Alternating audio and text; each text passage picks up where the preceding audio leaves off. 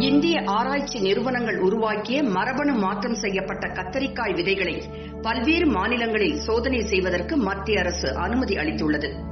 முன்னேறிய விவசாய நாடுகளில் நவீன வேளாண்மை நுணுக்கங்களை கடைபிடித்து வருகின்றனர். அதன்படி தட்பவெப்ப மாறுபாடுகளால் பயிர்கள் பாதிக்கப்படாமல் இருக்கவும், பூச்சி தாக்குதலிலிருந்து விடுபடவும், குறைந்த நீரில் அதிக விளைச்சல் விளையும் வகையில் மரபணு மாற்றப்பட்ட விதைகளை பயன்படுத்தி வருகின்றனர்.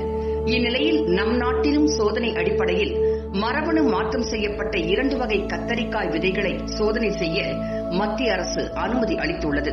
2020 மற்றும் 2023 ஆண்டுகள் காலகட்டத்தில் மரபணு மாற்றம் செய்யப்பட்ட 2 வகை கத்தரிக்காய் விதைகளை தமிழகம், கர்நாடகா, பீகார், மத்திய பிரதேசம், சத்தீஸ்கர், ஜார்க்கண்ட், ஒடிசா, மேற்கு வங்கம் ஆகிய மாநிலங்களில் பரிசோதனை செய்ய மத்திய அரசும் மரபணு பொறியியல் மதிப்பீட்டுக் குழுவும் அனுமதி வழங்கியுள்ளது.